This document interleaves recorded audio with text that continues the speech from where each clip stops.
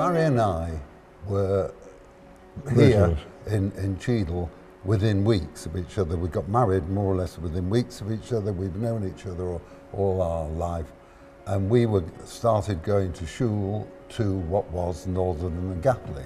I used to live on the main road. It used to pick me up and we used to walk through to Northern and Gatley. And then... Well, after a few months of that, we started talking about Cheadle having its own shul. At that stage, it was quite clear to us that there were a lot more people, Jewish people in Cheadle, and therefore the shul would be of benefit to a substantial number of people. We didn't know how many, we had to find out, but it was quite substantial. And then I think somebody had found this house, Chaseley here, and they decided we ought to have a meeting. So we decided to ask whoever we could. I remember very clearly going around knocking on Phil Canis's door. Phyllis became a founder. Jackie Farley, who became a member very quickly, didn't want to be on the committee. And this is how it happened. And then we all had a meeting at Sidney Friedland's house. I remember waiting for this person called Gordon Davis, who everybody says was wonderful, and he was wonderful. And he came and he coordinated us. We were very young, he was about 35, he was the old man, wasn't he? By comparison. By comparison. Yeah. He and Sidney were that little bit older, and 12, 13 of us eventually agreed to buy the house, pay a deposit, guarantee a mortgage, and that was it, I think. Well, basically, the people that started it were in the main those who were going from here to Northern and Gatley on Shabbat morning, meeting and walking over. But there were some others around and that we all knew. A lot of us knew. Kaufmans were still here, Newgroshes, Spencers, who I think now live in Hale. So quite a few families, Aubrey Jaffe. John Koffler, who was one of the founders, was living here. I think he was the oldest of the founders at the time. Mark Bernstein, who went to Israel. And so the net result was that a lot of like-minded people got together and everything seemed to happen. They started to set up the shul before we actually moved to Cheadle, but we knew we were moving south. I hadn't come from a family who particularly were shul active. I don't say we didn't go to shul, but we didn't participate in the running thereof. But we didn't feel that it was only a shul. It was a community, and for the first time,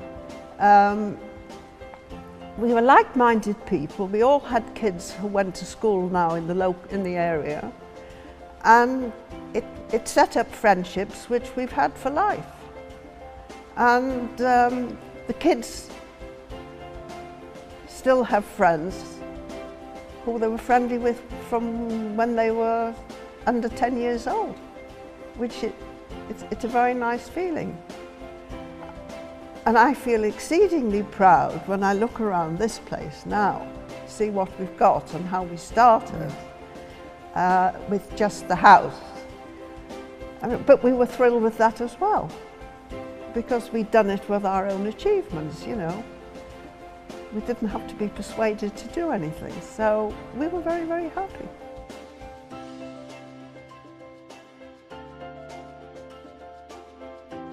Well, my parents actually were founders of the High Crumpsall Synagogue. So when we came here, there was no synagogue or anything. We ended up going to where Menorah is now, and then to Stockport. We walked from here to Stockport, to the Stockport Synagogue. And that's when, after that, we started this Chaseley. And it continued from there.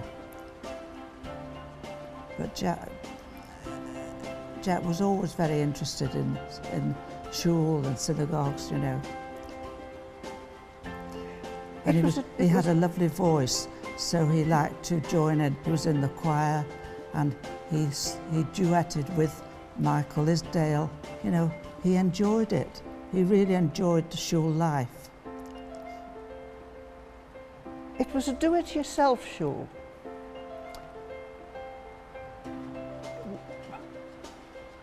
my husband did, until we had a rabbi, my husband did the learning every That's Shabbat. right. So every Thursday there was panic stations to, get.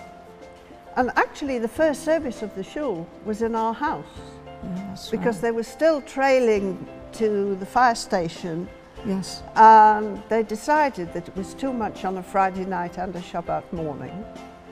So we had a minyan in our house on a Friday night. And Jack used to throw my small son up in the air on a Friday night. Yes. He looked forward to it. Always. It was a friendly, Oh, you know, the atmosphere was wonderful, wasn't Yeah. it? Yes. just do it yourself and Yes. all together. I think because we were working for a purpose, and we really we got on so well that we all helped each other. It was really wonderful. Remember, Harold, that the shul had been established probably for the best part of 18 months, and the services had been led by lay members of the community with great skills and ability. However, it was clear that to move the synagogue forward, we needed a religious leader of some standing, and discussions were held as to who we might find who would be suitable. Do you remember where we went from there? Yes, well, I think we felt that we had to have a rabbi who would, to start off with, daven in modern Hebrew. We, I think, almost were the first people to use the phrase modern orthodoxy. We had our own views. The rabbi had to daven in modern Hebrew. He had to have an affinity to Israel. He had to be Zionistically minded. And it was on that basis that we were looking for a rabbi. Yes, I remember at that stage there were certain conversations as to what religious level of rabbi we might want to encompass. And then I'm not sure who it was became aware that there was a senior rabbi who was acting in South Africa who might be suitable, a man of some standing called Eliezer Simcha Rabinowitz. And I seem to remember that Sidney Friedland was deputed to go to Cape Town, where the rabbi officiated over a synagogue called Sea Point, which was a very, very large community. And Sidney then interviewed Rabbi Rabinowitz. Do you remember when? Very, very much so. I mean, we'd heard of Rabbi Rabinowitz of Sea Point. He'd made a name for himself in South Africa because it was the time of apartheid, and he was very, very much anti-apartheid. And he was getting into quite a lot of trouble in South Africa because of his views on apartheid. And in a way, I think that almost endeared him to us. His views endeared him to us. And as Philip said, Sidney Friedland went out there. He was the leader of a congregation, as you say, I think of over 2,000 members on a Friday night. They had a service of over 2,000 members. And Sidney came back and told us about this wonderful rabbi and that he was prepared to come to us. And on that basis, I think we negotiated with him a contract. When we mentioned it to members in the wider community, they were absolutely amazed that this very senior rabbi from South Africa, who had led a congregation of over 2,000 members, should come to a small congregation in South Manchester that at that stage probably had no more than 60, 100 members. Yes, I think we shouldn't lose sight of the fact that besides the rabbi, there was a Rebbetzin included in the package, and her name was Jaymieisaacs Rabinowitz, the most wonderful lady. She was only of small stature, but she was a very busy person who, when they were living here and were established, she used to wander around the community, and she was very keen on gardening, and when she went past people's gardens and she saw something growing that she found of interest, she would snip a little bit off and take it home to plant in her garden. She was a very warm person. I always remember going round and she would bake and cook, and she was a wonderful woman. Yeah. So I think we were very fortunate to have achieved a rabbi who really led the shul forward then for, I think, probably 10 years or so. I think, like, to be honest with you, all the wives, young wives like myself, Vicky, I know you're older, Stella, but nevertheless, we were coming into a very exciting time. I felt, and I think a number of us felt, that we were pioneers coming down here. It was going to be, as already has been mentioned, I think, that modern orthodoxy was going to be the name of the game, and this was a wonderful, wonderful thing. But I'd be perfectly honest with you, I was bringing up 2 small children. I came to an area that I didn't know anybody. I knew nobody at all. And little by little, of course, we all became very well known to each other and became friends, as one of the ladies has said. We all became friends, and we were all in it for the same reason. We had a common bond. We were young women with our young husbands making something happen to create a most wonderful community, I think is the right word here. Chaseley was a marvellous idea to have the building. I mean, where else were we going to go? And Sidney Freeland and other people were instrumental in finding this building. And one of my first memories is being a very young wife and very pregnant, 5 months pregnant, in a beautiful maternity outfit in the evening with my bonny little hat. And Clifford was Khatam Beret Shit.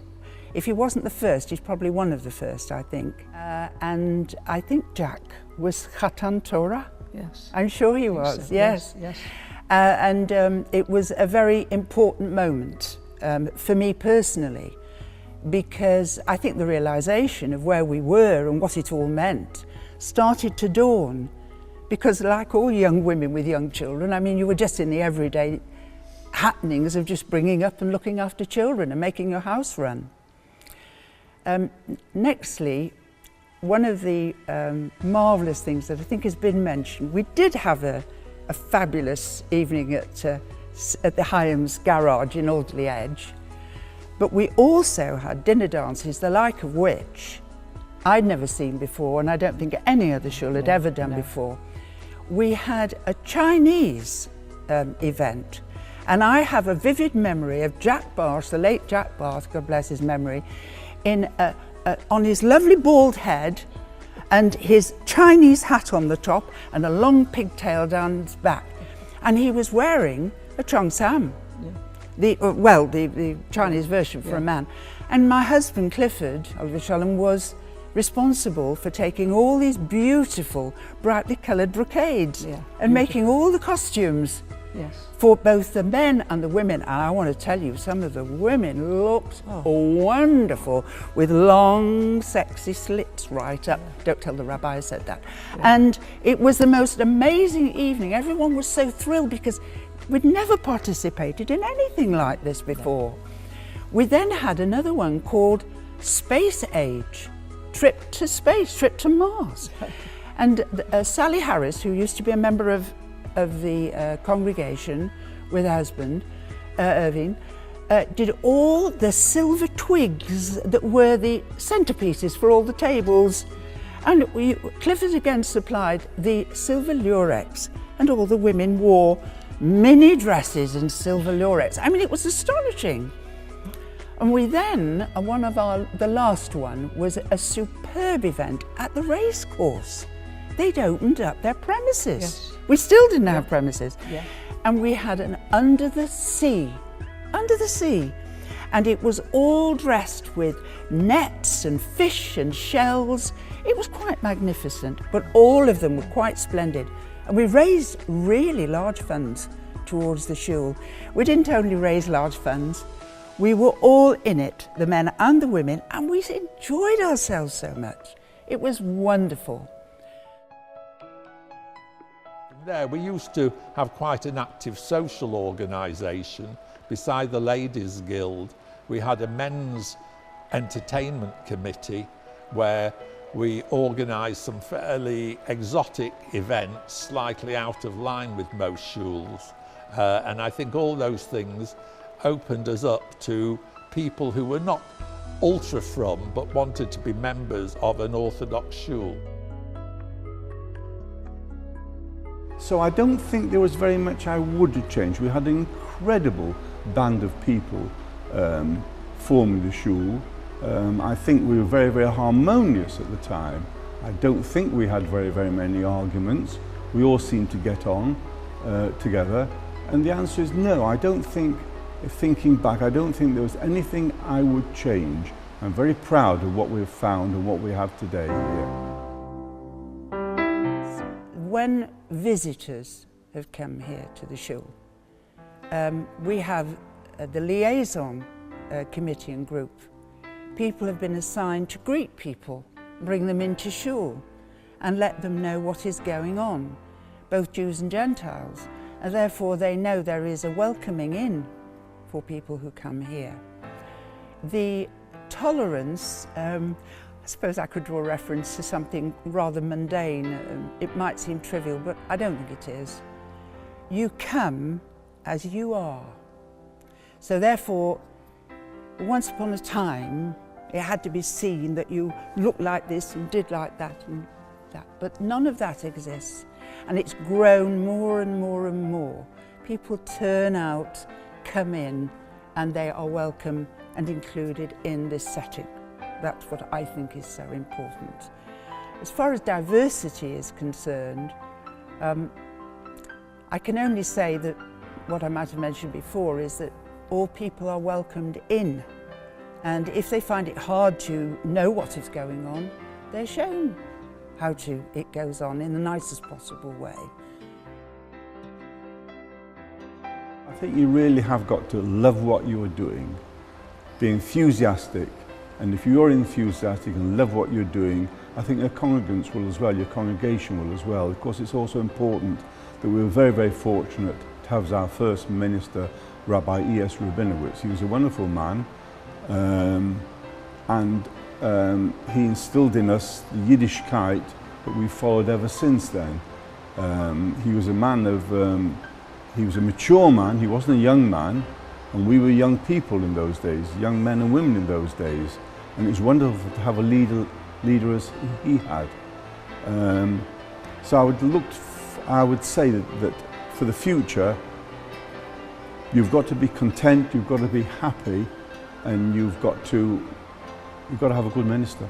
So Vicky, Stella, it's great to be here now, but I'm going to ask you both, what do you think after all the 50 years that we've been involved from the very word go, how would you like to see the future of Yeshurun?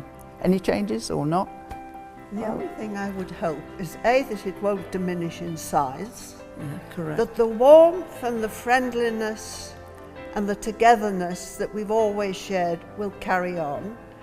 But listen, who knows what the future holds? People's opinions are going to change. Probably there will be change. No, we won't be here to see it, but I would like to think that what we did 50 years ago was a good basis, a good foundation for future generations to look back on and hopefully improve on. But carry on as well, a little bit. Carry on similar to us, because the atmosphere and the friendliness, we hope, will go on forever, because it's very important.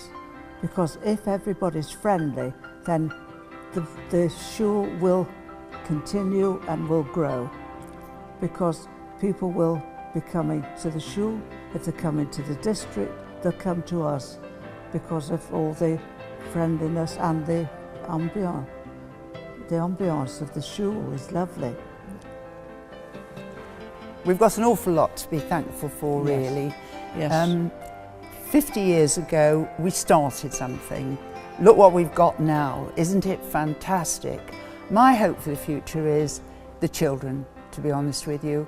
The children, it is up to them as to how they go on and how they are brought to this shul so that they will have the enthusiasm to and the passion to make it grow and grow.